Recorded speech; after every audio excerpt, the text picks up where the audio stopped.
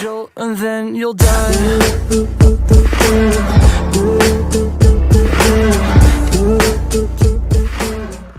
तो कैसे आप लोग? तो चलिए शुरू करते हैं। सबसे पहले आपने अपने मोबाइल में जाना है और गूगल पे सर्च करना है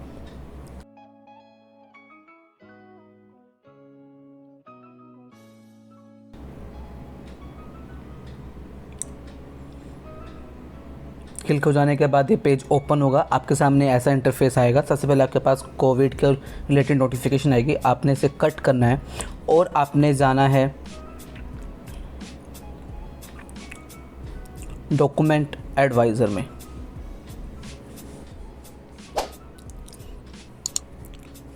इसके बाद आपके पास ऑप्शन आएंगे। आपने जाना है डॉक्यूमेंट्स रिक्वायर्ड फॉर री इशू ऑफ पासपोर्ट।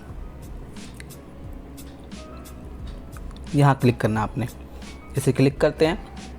अब हमारे पास कुछ ऑप्शंस आते हैं जो कि हमसे पूछता है type of application, application form कैसी है, नॉर्मल या तत्काल। इसको हम नॉर्मल करेंगे। नॉर्मल तत्काल के बारे में आपको मैंने पिछले वीडियो में बता रखा है। जिसने वो वीडियो नहीं देखी हुई वो आप आई बटन पर चेक करके वीडियो देख सकते हो। उस वीडियो में नॉर्मल तत्काल के बारे में ही बता रखा है और पासपोर्ट ऑनलाइन कैसे अप्लाई करते हैं उसके बारे में भी बता रखा है। तो इसको हम नॉर्मल करेंगे। एप्लीकेट कैटेगरी को हम एडल्ट करेंगे। एम्प्लॉयमेंट टाइप को अदर्स करके उसके बाद हमारे पास ऑप्शन आता है कि आपके पासपोर्ट में जो एड्रेस है आपको वही है या फिर चेंज है। तो इसको हम नो कर देते हैं। इसका मतलब हमारा एड्रेस सेम है। और उसके बाद नॉन सर कैटेगरी इसको बना हुआ है, इसको हम येस करेंगे।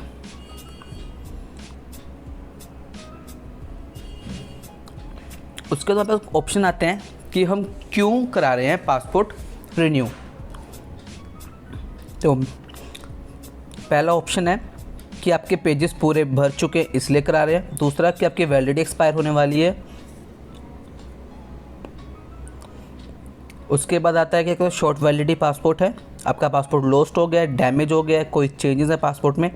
तो मैं इसमें नॉर्मल केस समझते हुए इसको नन ऑफ अबव कर देता हूँ और इसको व्यू रिक्वायर्ड डॉक्यूमेंट्स कर देता हूँ।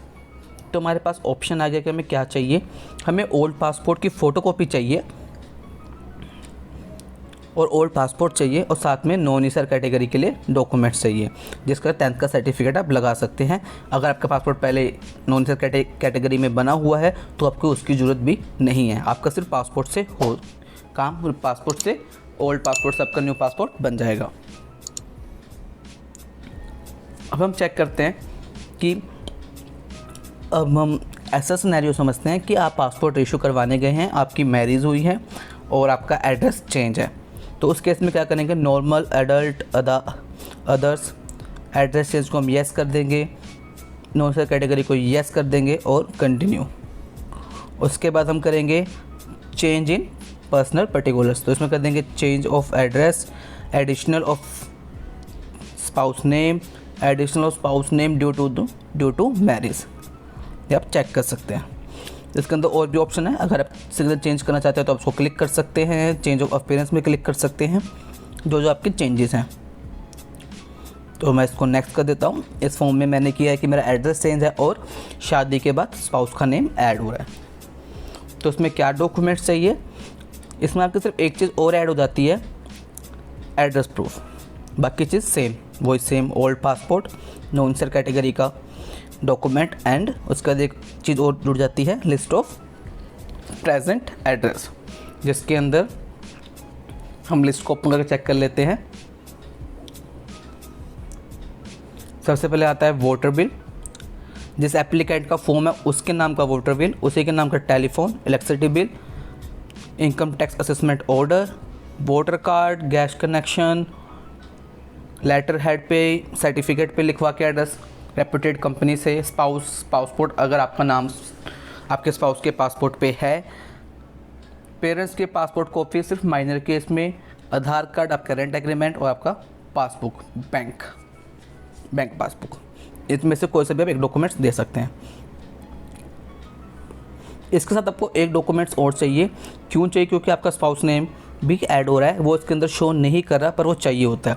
तो आपको एक अपना एक स्पाउस आईडी चाहिए अपडेटेड। अपडेटेड इसलिए कह रहा हूँ क्योंकि उस पर ऑब्जेक्शन लग सकती है अगर वो अपडेटेड ना हुआ, तो अपडेटेड चाहिए। कहने का मतलब है कि आपका आधार कार्ड, अगर अपने वाइफ का नेम ऐड करवा रहे हैं तो आपकी वाइफ के आधार कार्ड पे आपका नाम ऐड होना चाहिए। अब हम बात करते हैं कि मान लो कोई लड़की अपना पासपोर्ट रीइशू करवाना चाहती है और उसकी मैरिज हुई है, उसका एड्रेस चेंज हुआ है और उसका सरनेम भी चेंज हुआ है, तो उस केस में क्या होगा? सेम अडल्ट अदर्स एड्रेस को यस कर देंगे, इसको भी यस कर देंगे, नॉन एसआर कैटेगरी को कंटिन्यू। अब इस केस में हम देख लेते हैं कि हम क्यों चेंज करा रहे हैं, क्योंकि हमारे पर्सनल पर्टिकुलर्स चेंज हैं। और ये भी देखते हैं कि साइन भी चेंज हो गया है, साइन भी चेंज करा रहे हैं। चेंज ऑफ नेम, मैरिज की वजह से नाम चेंज हुआ है और एड्रेस चेंज है।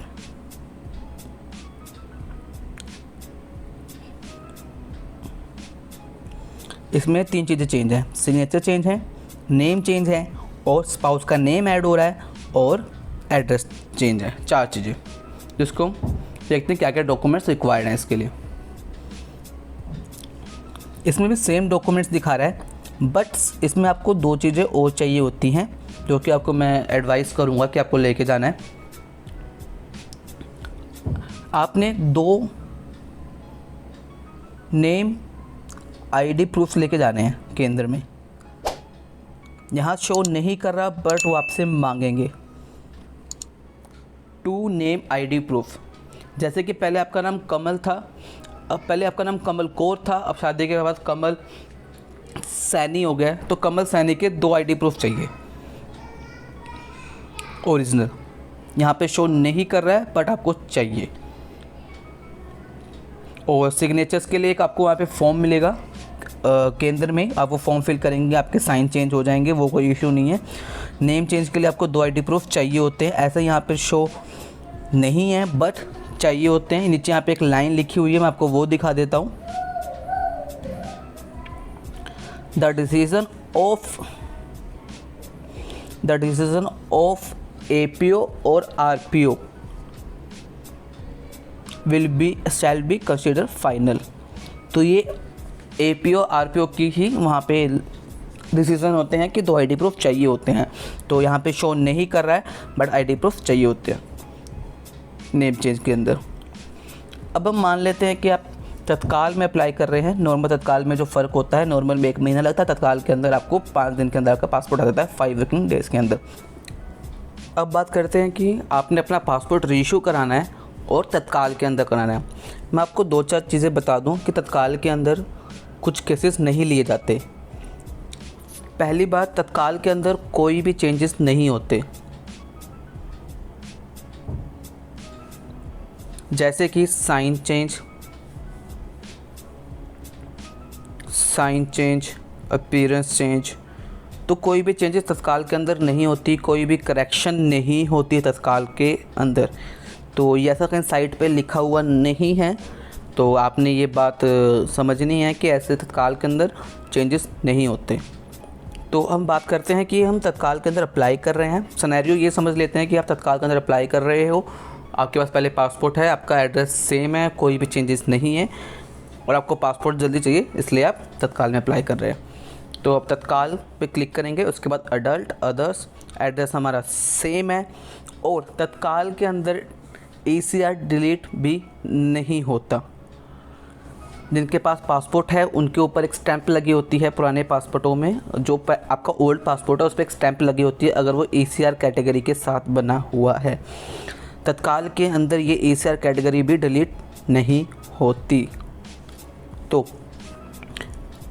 यहाँ पे ऑप्शन मांग रहा है कि क्या आप नॉन ECR कैटेगरी के लिए एलिजिबल हैं या नहीं, तो हम इसको येस कर देंगे।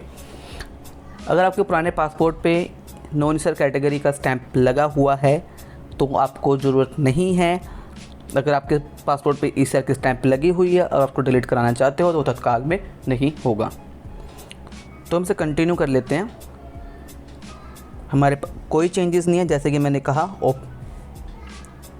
बस हमारा पासपोर्ट एक्सपायर होने वाला है, इसलिए हम इसको तत्काल में रीइशू करवा रहे हैं।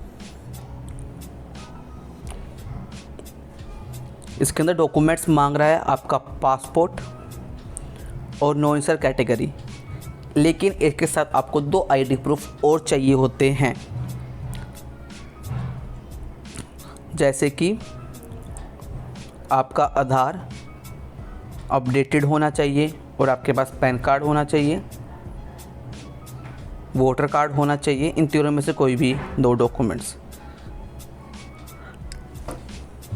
आपके पास होने चाहिए, तभी आप तत्काल में अप्लाई कर सकते हैं रेशियो के अंदर।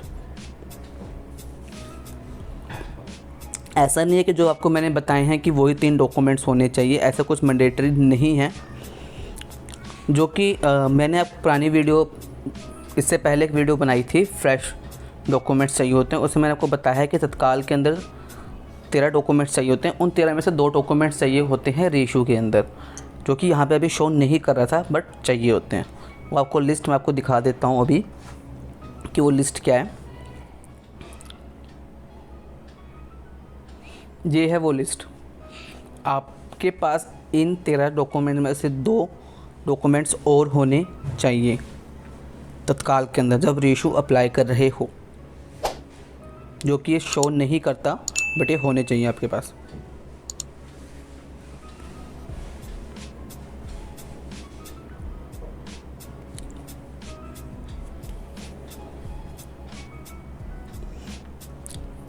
अब हम बात करते हैं कि हम तत्काल में अप्लाई कर रहे हैं और हमारा एड्रेस चेंज है। तत्काल के अंदर सिर्फ एड्रेस चेंज होता है और कोई चेंजेस नहीं होते, और आपकी मैरिज हुई है और आपका स्पाउस नेम ऐड है, तो वो एडल्ट एड्रेस आपका यस चेंज है, इसको हम यस कर देते हैं। कंटिन्यू हम कह देते हैं कि हमारा एड्रेस चेंज है, तो change of address and additional of spouse name, तो हमें ये डॉक्यूमेंट्स चाहिए। अगेन इसके अंदर शो नहीं कर रहा है वो लिस्ट, बट वो लिस्ट भी चाहिए होती है। आपका पासपोर्ट चाहिए, एड्रेस प्रूफ चाहिए और नो आंसर कैटेगरी के लिए एक डॉक्यूमेंट चाहिए, प्लस 13 डॉक्यूमेंट से कोई 2 डॉक्यूमेंट्स जो आपको मैंने लिस्ट दिखाई थी। और तत्काल के अंदर आपका आधार कार्ड अपडेट होना चाहिए, ये मैंडेटरी है। मैंडेटरी नहीं है बट होगा तो बहुत बेस्ट है आपके लिए। आधार आपका अपडेट होना चाहिए और साथ में एक स्पाउस आईडी चाहिए आपको। मैरिज सर्टिफिकेट हो तो बेस्ट है, वरना स्पाउस आईडी। तो इस वीडियो में इतना ही। अगर आपको इस वीडियो में कुछ भी इन्फॉर्मेशन मिली हो तो प्लीज़ वीडियो को लाइक करें, शेयर करें और चैनल को सब्सक्राइब करें। मैं आपके लिए आगे और ऐसे वीडियोस लाता रहूँगा। और आपको कोई भी जानकारी चाहिए, आपको कोई भी डाउट है तो आप कमेंट करके पूछ सकते हैं।